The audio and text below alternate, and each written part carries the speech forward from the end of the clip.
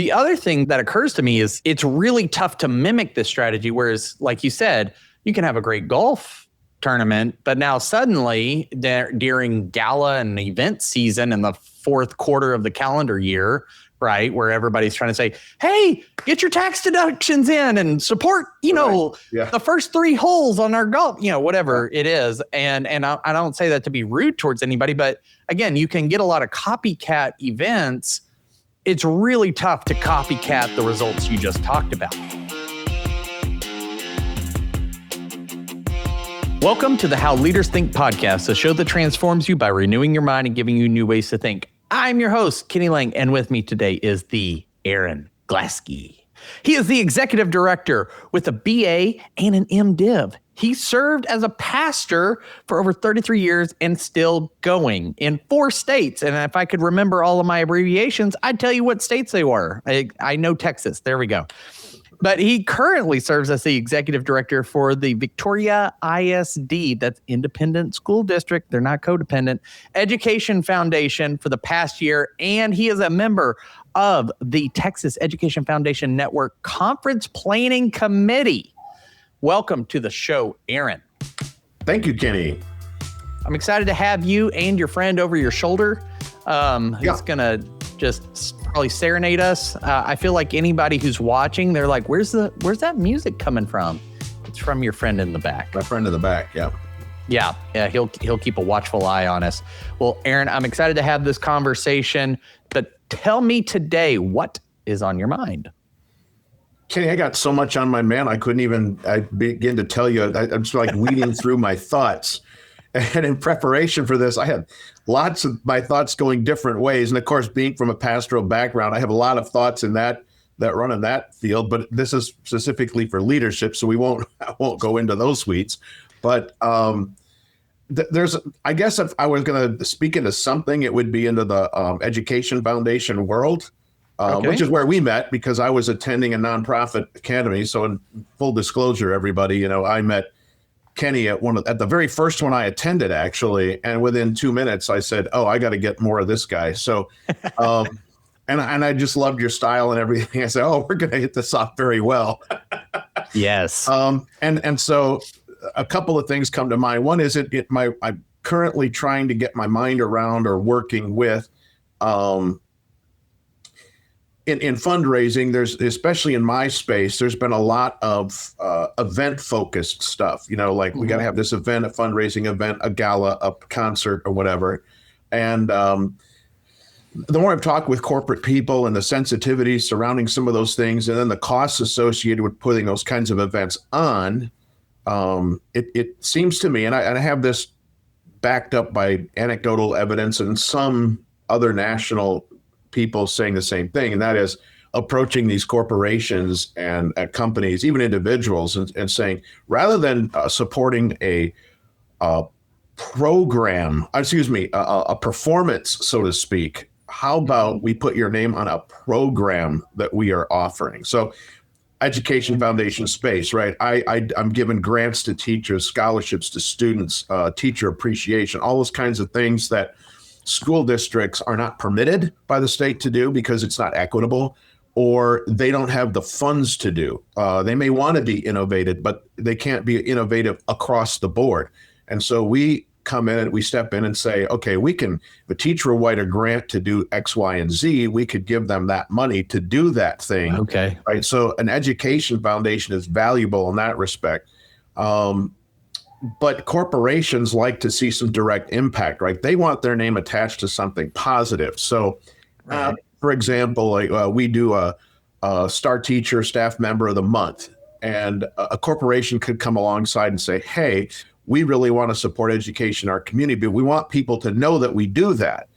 So they could come along the foundation, donate X amount of dollars to help me give those monthly gifts to teachers and staff members, right? Gotcha. And then their name gets published probably 6 times a month with that, associated with that, program. And then it's on the website too. I put it on the website. Right. So it's a constant thing on my website. Right. That seems to be more desirable than saying sponsoring a concert or a benefit or a golf tournament. And yet oddly enough, I still find corporations that would rather do that, right? We'd rather just like, we'll do your golf event. Okay, I'll take the money either way. It's just that I could use the full benefit if it weren't through a golf tournament or something else. Interesting. So how do I work that? Or is everybody else coming around to the same conclusion? The other wrinkle in this whole thing is that because of the cut in federal funding, there is a greater, I don't want to say, there's more people in the pool, so to speak. Mm-hmm. So a lot of the corporations that received nonprofits that received federal funding aren't getting that anymore. Mm-hmm. And so they're now going to the same corporations, the same people that I was relying on. And that's, I'm not disparaging people for that. I understand it. There are a lot of great charities doing great work. And so I support them myself, but it just makes it a little more difficult for me. They're all competing for the same dollars. Exactly. But again, all the more important becomes what I'm doing with their money, that they're perceived or seen as supporting something that directly affects teachers and students in education. Yeah. Does that make sense? Oh, makes a lot of sense. I think there's a lot to unpack there. And you sort of answered one of the questions I was going to ask, which is just explaining what an education foundation does and how it relates to the education system. But you covered that, and that's great, because I don't think a lot of people know what an education foundation does. They're like, oh, there's teachers and things, but not exactly what good it's doing in the world. They know it does some good, and they know that there's probably going to be some schoolhouse logo associated with it. But I'm curious, what is it about, and I like this contrast between programs and performances, which would be more of the event-driven type things. What is the thinking and maybe the prevailing wisdom behind event-driven fundraising as opposed to program-sponsored or program-driven fundraising? Because I see those all the time in the work I do with nonprofits, and that's usually being brought up when we're doing a strategic plan or something like that is, okay, well, what events are we doing this year? And we always have our annual golf tournament, and we always do this. And it seems just people are locked into that. Like, what's the magnetism to those sorts of things and ways of fundraising for so many nonprofits? I'm going to hedge a guess, because I can't speak from the donor side of it. I'm the recipient, right? I'm the nonprofit. Sure. And I've never had that kind of chunk of cash to decide where I want to put it. So I'm trying to think how I might do it. But I think with a performance, I'm just going to use a gala, because those are pretty popular right now. Yeah. Doing a awards gala, or state of the district gala or something, where a foundation comes up, they put on this big deal, sell VIP tables, whatever. We can make a lot of money doing that. If it's done right, you're talking probably upwards of $100,000 or so, maybe. It depends. Your community, everything's different. Again, like the competing dollars and things like that. But I think a corporation gets behind something like that, well, then they attend, right? They get a table, they're there, and it's sort of a big deal with their peers. See, we did this in our community, but you have to consider that's probably hundreds of other people that see the name, that recognize this corporation is so big a supporter of this charity or this nonprofit. Right. And that has a immediate impact on the people who attend, right? Mm-hmm. And sometimes that might be talking to the right people, get the right people in the room. That might be more your target audience than, let's say, the people I'm reaching on social media, or the people I'm reaching through my website. Yeah. Or any other kind of advertisement. But I know that I'm gonna give my age up here a little bit, but I kind of miss the days of the newspaper because it was easy advertising. I mean, it's like everybody read the newspaper. If you wanted to have people know about something, you put it in the newspaper because everybody read the newspaper. Right. The problem today is there's no one source that people go to for information or where they're going to see advertising. And so I got to hit social media. I've got to be on radio. I've got to be on TV as much as I can. Those are expensive, Mediums, venues, right? I got to be on billboards. And what I've learned is even with that, sometimes you don't get near the coverage as you used to with a good newspaper article or a good, ad section in the paper. And it's like, I don't know. I don't have diffused the attention. It sounds like that there's so many channels. It's hard to know where is the attention that we want. And for the audience that cares about this, whereas in the days of where the newspaper was like the single biggest one, let's say, because there's always been others around it, but so much attention was aggregated on the newspaper that you knew you're probably going to advertise to some people who don't care or not your target, but you knew you were for sure going to get your target. And now they can be all over the place. And it's like, well, do I spend money here, spend money there? And like you said, those dollars for marketing, they can get eaten up pretty quickly. Do you think some of that has made like advertising an event is a little easier because it's like, hey, we're just getting the word out about this event. We want anybody and everybody to buy tickets or, donate something for the silent auction or what have you. And it's sort of like see and be seen. Do you think that going with a more event-driven strategy is almost, it's a little more simple and straightforward in terms of what do we do, how do we execute, how do we fundraise, as opposed to, well, now I'm really thinking through, well, what programs do we have? What aspects of that program do we support?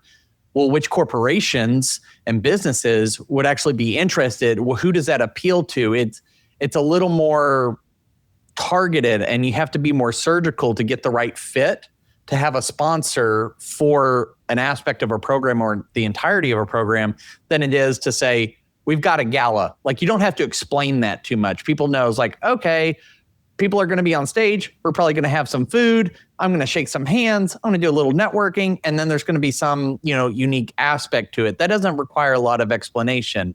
I'm just wondering if you think that is part of the reason why so many nonprofits stick with an event-driven fundraising strategy, is just because it would be far more complex to do a program-driven fundraising strategy. I think you're onto something with that. I mean, when I consider what some of the other nonprofits in town do with galas or fundraisers or speakers or whatever, you don't have to tell people what that's about. They all know. I mean, I just have to know who's sponsoring this, and okay, that's the charity I'm supporting, right? And if it's someone like Salvation Army, for example, most people know what they do, they know what they're about. So they do something, everybody knows what they're going to go to support. That's an easy. I don't want to say easy in the sense that they don't have to know any work, but I mean it's a little bit easier sell. The difficulty for me is, like you pointed out near the introduction, is like nobody knows what an education foundation is or does. They think, well, we're for public education and maybe that's what it's about. But there's still a lot of misinformation floating around about what we do. People say, well, I just voted for the bond and they raised my taxes. I'm not giving any more money to the school. Right? They don't understand that didn't do anything for the space that we speak to. Right? That didn't do anything to help the teachers or put scholarships in students' hands. It didn't do any of that. It probably fixed some school buildings or whatever, but it didn't go to salaries or anything like that. So explaining that to people becomes a lot more difficult.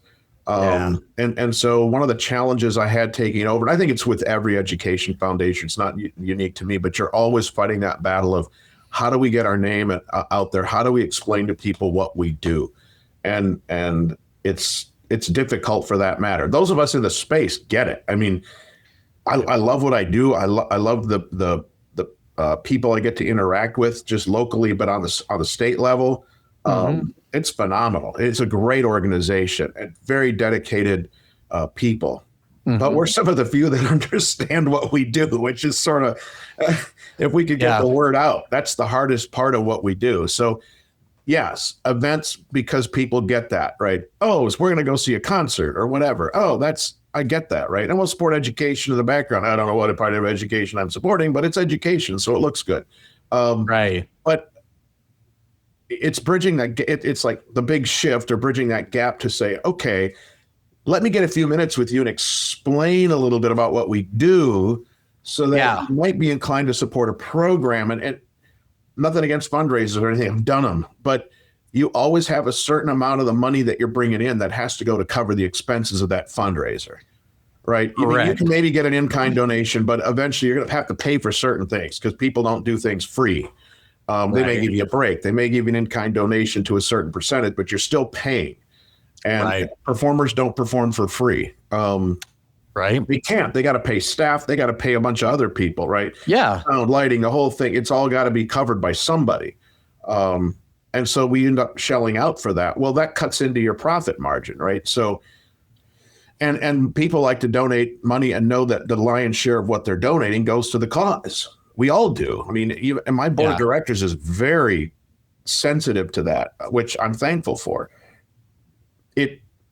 But again, if we got rid of that and we just went to the donations, then 100% of what they would be doing would be going to do the foundation work, right? So one of the things I did, and I think others have done it, I got the idea from somebody else somewhere at the TEFN conference I attended last year. And that was, and it kind of put it in my mind as I gotta do this. This is a great idea. And that is, I came up with a colorful, call it a little small little magazine, if you will. It's only like 8-12 pages, something like that. But it's colorful. It features who we are, what we do. So I've got pictures of like the scholarship winners, the teachers, the grants, and little explanations about what they did, the kind of impact it had in their class. Because I'm pulling all this stuff from the reports that they've sent me and using that, and then I maybe have a few of the fundraiser pictures in there. But toward the end, and this year I did it both ways. I said, we would like to, I had a financial thing. Look at X amount of dollars went, the money we raised, this is what we used to the total number on all of the events that we did, right? That's a pretty sizable number. And people go, wow, right? Well, if you'd like to support what we do, I gave them a list of things, the programs that we do, and a dollar figure attached, anywhere from 0 to whatever, to cover those programs. You want to do a scholarship or you want to cover 3? What do you want to do? Yeah. You want to cover, half a year of Teachers of the Year or half a year of Teachers of the Month, but you want to sponsor some of the Teachers of the Year, Yeah. You come alongside of us and do that, then your name gets attached directly to that program, right? Yeah. And that pamphlet was probably the best thing because of its color, its pizzazz. It wasn't a lot of reading, it wasn't a textbook. It was a colorful magazine, a little more like captions rather than articles. Okay. So we can look at that. They see it really quickly. They flip to the end and they realize, oh, here, I can support this. Or look at that. They're going to have a performance. They're going to have a golf tournament. I could choose to do that too. Right. So I really like that. And that, I got the biggest kudos from members in the business community and even in the school district when they saw that. And they said, wow, that's really sharp. That is that's what we're looking for. So, of course, when you do something like that, you do it well. Now you put the monkey on your back to have to, measure up the next year. You're like, well, how am I going to improve that? Yeah. I got to have more pictures. I got to have more whatever. But I'd rather do that work and then put this into the hands of the contacts I have in the community and try to drive it that way, because it's a lot more cost effective, in my opinion, than some of the hard work of putting a performance and those things together. Because there is a level of, talk to any ED in an education foundation. When you do an event like that, oh my goodness, the nightmare of trying to keep everything straight, every little detail, things I didn't even know about, working with agents and things like this, and talent agents or whatever. This was baptism with fire. I was just like, when I took the position over a year ago, we had just before our performance, it was like, here, boom. It was like, we got tickets, we got this, and you got to cover that. You got to have security, and you got all these. You didn't know you signed up to be an event coordinator as well. And that's exactly what you end up being in this space. Which is a totally different set of skills than being an executive director of a nonprofit or a foundation. And that's what makes this particular job unique, because you do really have to do it all. People have often asked, well, what do you do as the executive director? And I said, everything. Other duties as assigned. Yeah, So, that's what I like to call the CEO or chief everything officer. yes, it's exactly what it you is. very quickly become that. Something that stood out to me is with what you said about the magazine. And I had talked about this on one of the boards I had served on when we were talking about, like end of year giving or donation strategy is that I think why this is a hypothesis. I can't say for certain, but I can imagine the business leaders that you got all that positive feedback from. It's because you started speaking their language in terms of X amount of dollars gets you this. Like, you're starting to look at the value you're creating instead of just an ethereal, give money to the children to do what?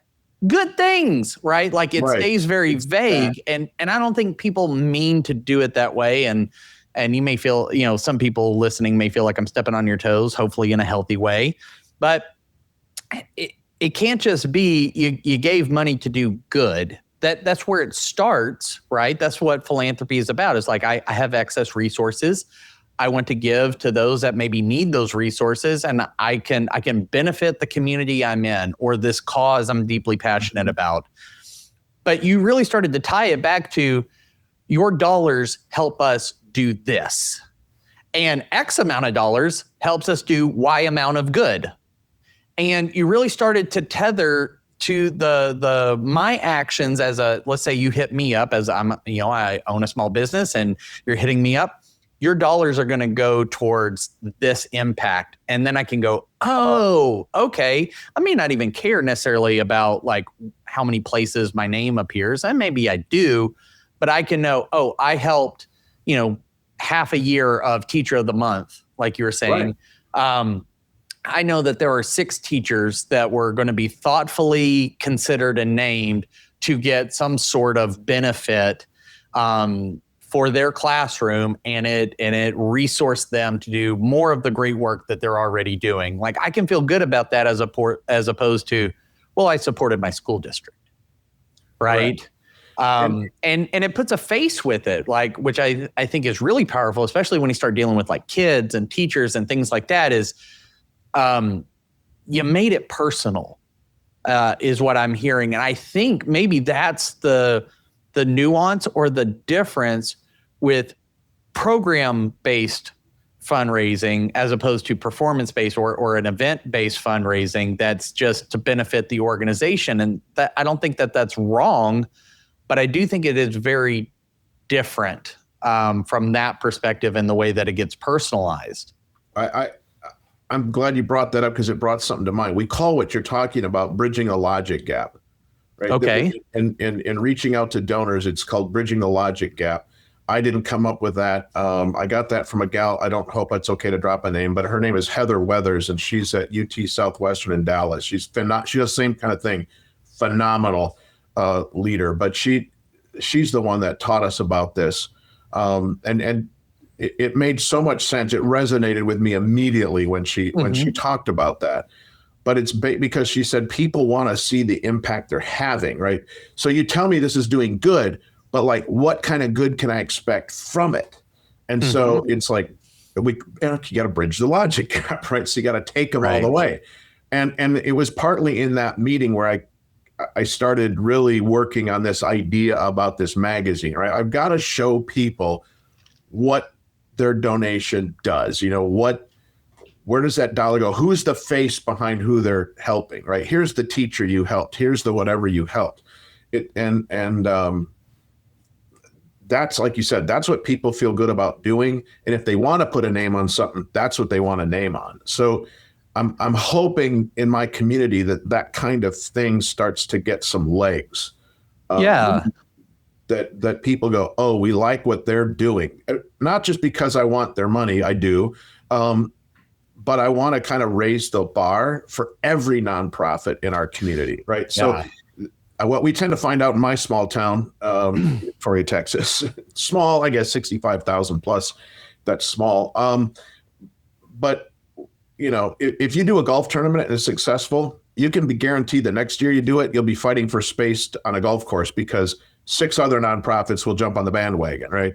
And so we just did a performance that did really well as far as the community support and the name it got out because everybody was talking about, oh, we had so much fun at the XYZ. And I remember one of my board members came up to me very perceptively. He said, we need to schedule 2 more of these before everybody in town is doing them. And he's absolutely right. I mean, because that's what's going to happen. If we do it 1 or 2 more times and people think, oh, that was a really fun event, I know that it'll be like calling the event center and they're going to be like, oh, no, we're booked. You're like, really?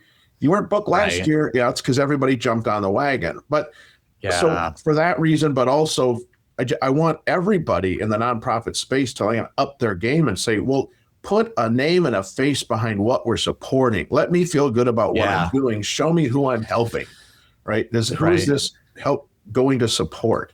Look at and I've got it. I'll but just use some examples. But consider this high school student that we supported with a scholarship who's now graduated from college as the first one in his family to get a college degree. And it's I can't remember if it was a double major or with a minor in something, but I mean, phenomenal, and takes the time to send a thank you letter to the foundation and its donors. Like, whoa, like that's going in, right? I want people to see that.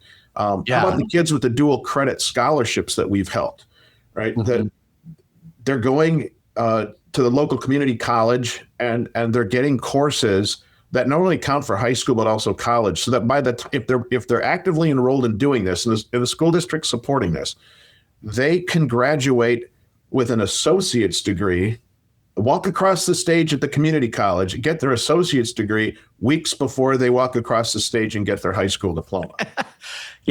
Crazy, right? But I mean, that's possible, and our school district is supporting that. But it does a number of things that boosts the number of dollars that both the school district and the college then will get from the state. So of course we want to support that because it's it's multiplying dollars, right? So it's just everybody wins. Stories that we want to tell and get, and people go, oh, really? I mean, that's like match giving. Right. Yeah. Because you say, oh, I want to make that kind of difference. I want to make that kind of impact. It's not, hey, what work are you doing? It's what impact are you having? The work you do is important. But I think people, again, bridging that logic gap, like Heather had talked about, is how do we make sure that what you do today is connected with who benefits from it? And this is where, I repeat this at like every nonprofit event, but nonprofit is a tax status. It's not a growth strategy. Correct. It's still a business, right? There's still all the same things. You file your taxes a little different, but also your revenue structure is different to where if you were a business, I'd give you money and I would get value in form of products or services back. Right. But those are separated in the nonprofit world to where I give money and someone else receives the benefit. Now, am I receiving a benefit? Yeah, I might get name recognition. Maybe I get the warm and fuzzies, or if you're giving on behalf of somebody, like another foundation that might be stewarding a family, donation strategy. Like those can all be things, and that's good. But you're not instantly, that feedback loop is disconnected. So being able to show, this person who was the first to graduate in their family and all those things, you're not that student. It'd be different if that student paid you to help them get through it, but they were the recipient of somebody else's generosity. The other thing that occurs to me is that it's really tough to mimic this strategy. Whereas, like you said, you can have a great golf tournament, but now suddenly during gala and event season in the fourth quarter of the calendar year, right, where everybody's trying to say, hey, get your tax deductions in and support, the first 3 holes on our golf, whatever it is. And I don't say that to be rude towards anybody, but again, you can get a lot of copycat events. It's really tough to copycat the results you just talked about. It's tough to copycat support X program to make Y impact. You can't copycat that necessarily, right? Like that's where it is far more specific. And for the business people, that's our language. We have to create a unique value proposition on why go with us instead of someone else down the road. right? Like, why do you come and eat here instead of eating there for lunch? Why do you hire, I have to make this justification all the time. Why would you hire me to come and speak at your event or be your executive coach instead of someone else? I know some really great executive coaches, but why me? And I have to come up with the value I create, the evidence of work that I have, the testimonials, like you said, that those kind of like thank you notes, those testimonials, proof that this is work. But it means I don't appeal to everybody, because the classic, like, if you're trying to sell to everyone, you're selling to no one. And I think that applies in fundraising. Our mutual friend from the academy, Brooke, she who is brilliant, and I swear we're going to have her on the podcast one day. I feel like we're just two ships passing in the night. We've been trying for over a year. But a mutual friend of ours, Colton Strasser, who runs his own consulting firm up in the DFW area, and we'll link his episode on the podcast in the show notes. And he has a great episode, but he's talked about a lot of the research he's done through the North Texas Nonprofit Institute on how much are you actually making from events. And what you talked about is performers, like, even if you get discounts or in-kind donations, it's still, those costs add up. And he showed to where most people are not walking away with what they think they are. Like, you may have like, oh my gosh, we had $150,000 in ticket sales.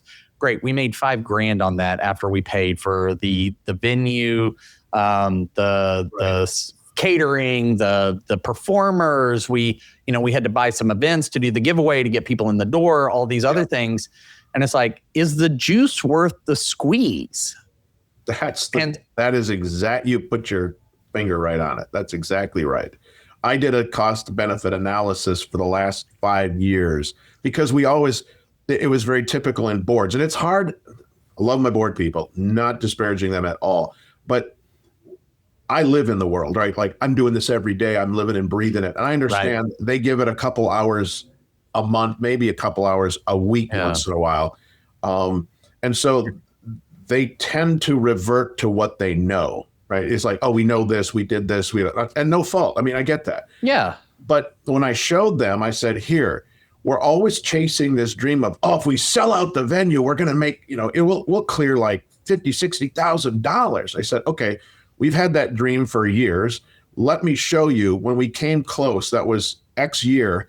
Now, if you take 5 years before or after that 1 year doesn't make up for what is essentially, and it's not a loss. We've always made money, but relatively speaking, it's a loss. I mean, consider the money you could have made if you just didn't do a performance.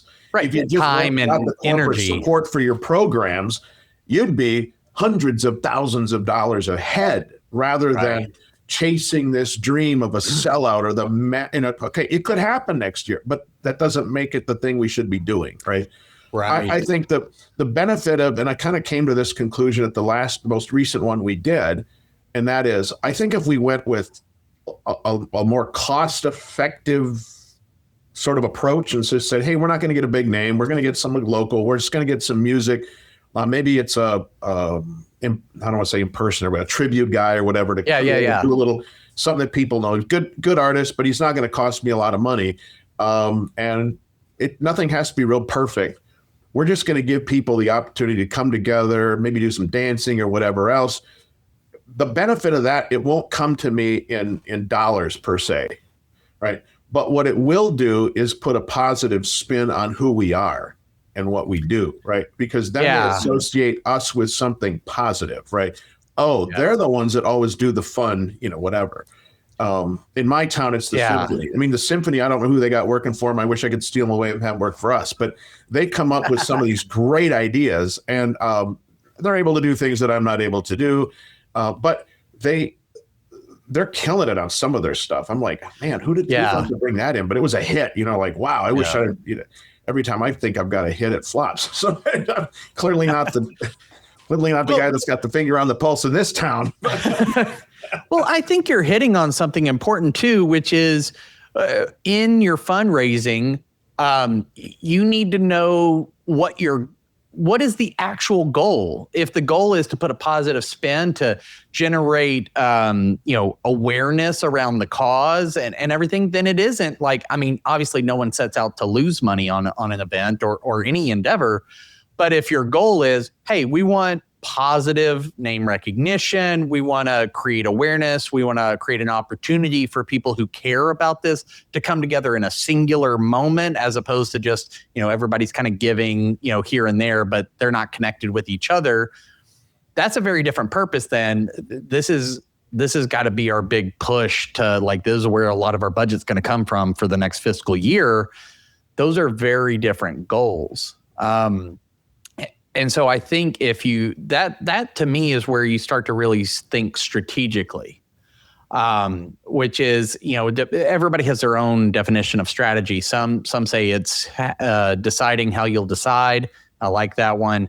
Another one that I borrow from Alex Hermosi, who talks a lot about sales, marketing, and growth, is the allocation of limited resources towards your goals. Right? Because energy, time, money, all those things are not infinite. And so you've got to pick and choose. And so I think the being strategic about it, from what I'm hearing from you, is we don't have unlimited funds to put on something, because we do need to get a return or at least break even. But I also hear you saying, or it sounds like you're saying, the cost benefit analysis also shows where are we putting our energy, because if we put that same amount of energy, if we budget that differently, we might actually come out way further ahead than we think, to the tune of 5 or 6 figures on something that, and maybe it's something that has a, LTV or lifetime value is talked about within businesses, but I'm fairly certain most nonprofits I've spoken to, they would rather have somebody who's, donating $10,000 a year dripped out over the year for years on end than get a one-time gift of like $20,000. Oh, absolutely. Right. Because you also want somebody who's bought into the work you're doing, not just the donation. Correct. Right. Correct. And that's why when I took over this position, I set some goals for myself. I am far from achieving them, but I'm working on it. And that was, I had basically 3 revenue sources that I identified, right? One is your companies that are, engaged with us, and maybe you can build that a little bit, but that tends to run pretty solid, right? So there might be an uptick once in a while, a little downturn, whatever, but that's pretty solid. But the biggest room for increase, as I see it, is with individuals. So in our school district, for example, I have to really sell what we do to the employees of this school district. And I set a goal for myself. I mean, we employ over 2,000 people. We're one of the largest employers in our county. I think we are the largest employer. So if I can get half of them, think about that, just half, to give me the equivalent of $10 a month for 10 months, not the 2 they're not in school, right? Yeah. For 10 months, you can do the math on that. And if they do it for 12 months, great. But they could sign up on PayPal. They could do $10 a month, right? Or 5. Get your friend to go in with you, right? That's the equivalent of one bid, right? I don't care. Do a $5 donation a month. It's really not that difficult. We'll eat the fees on PayPal or whatever. But essentially, that's, and not only doing that for the employees, but because that would give us a huge revenue stream. Do the math in your head. And then in the community, I got 65,000, okay, minus the 2,000 employees, 63,000 people, right? If I could get, again, the equivalent of 1,000 of them to give me $10 a month. Right. That'd still leave a lot of room for them to support other charities, but we would be doing really well as an organization in meeting and being able to support a lot of the things that we want to do in the school district. Let's just be real about it. This isn't going into administrative costs. This is going into children learning in a classroom.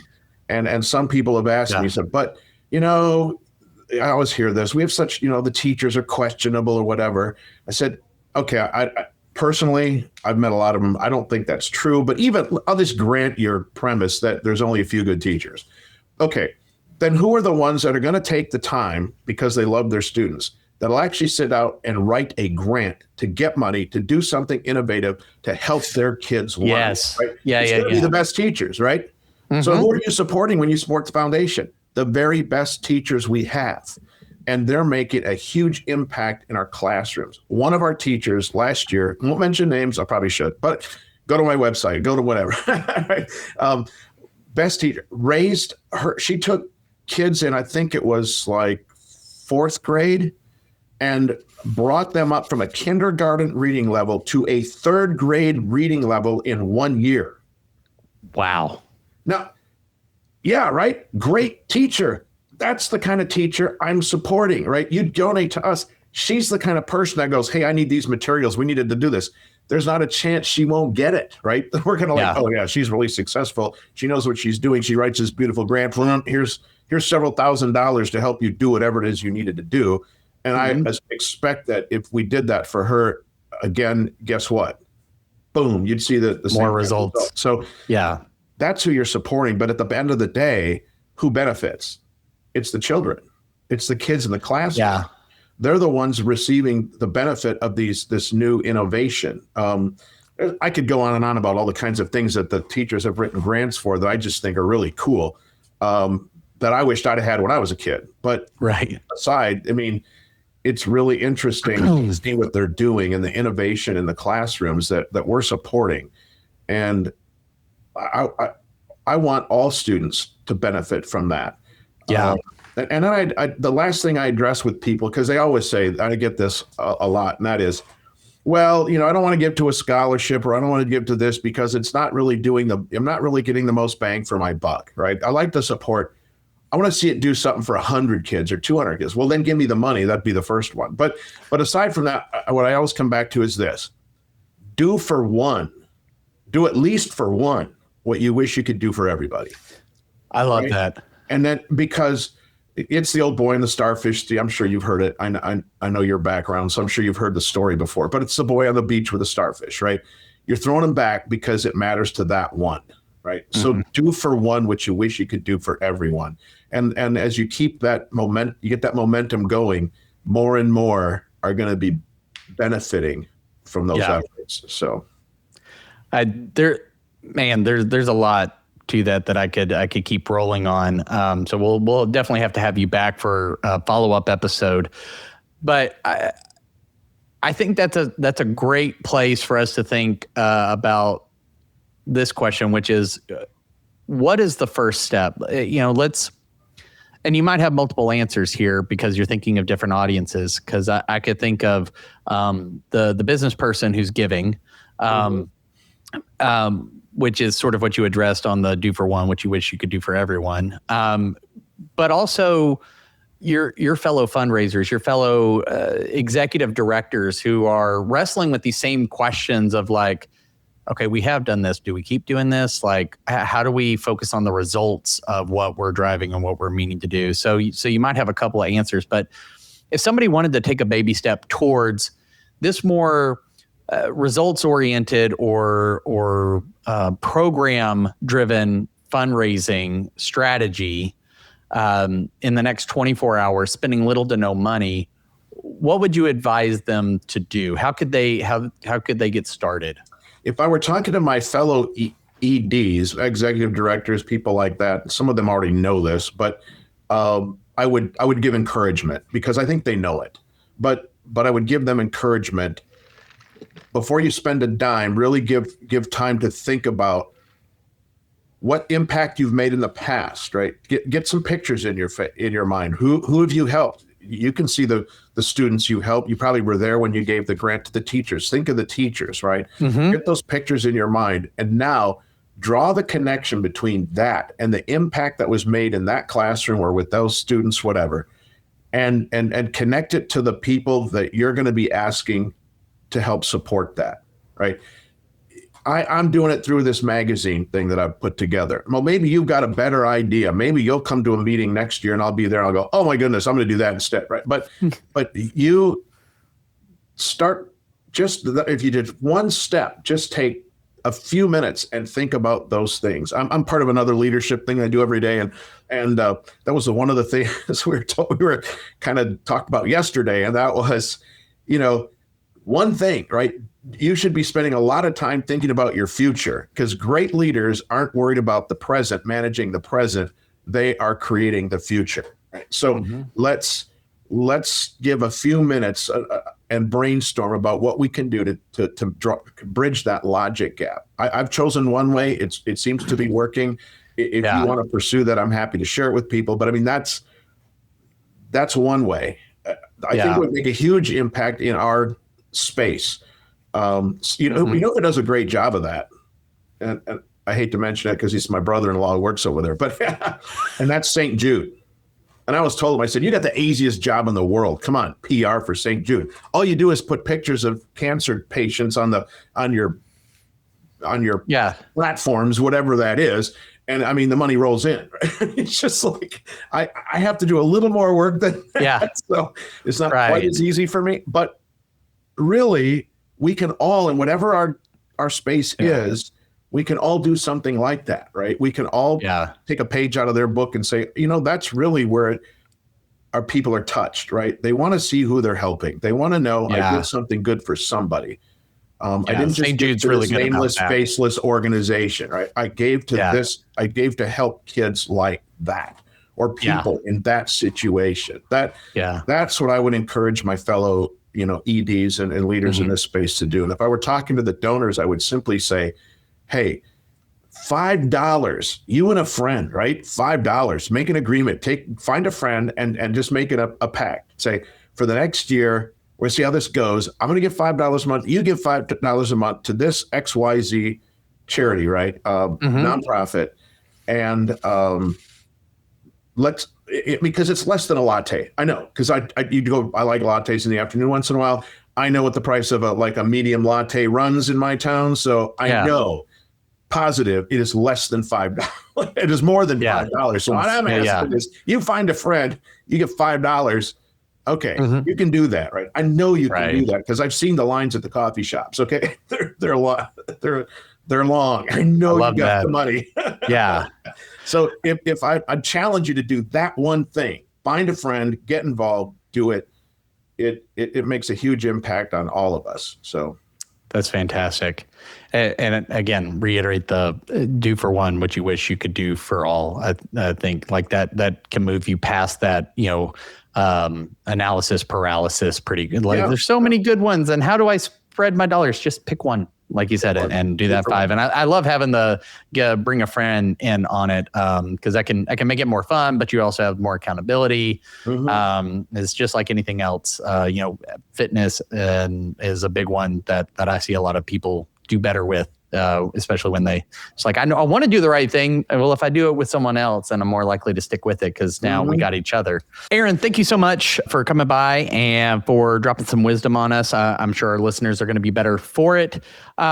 Listeners, thank you for spending part of your day with me, with Aaron, listening. We know you have many options when it comes to podcasts, and we thank you for choosing this one. If you like this or any of the other episodes, please rate, review, subscribe, whatever the action on your platform of choice is. I would greatly appreciate it.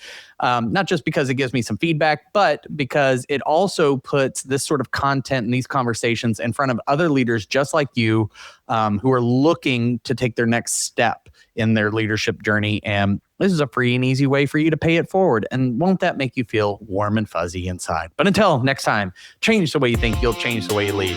We'll see ya.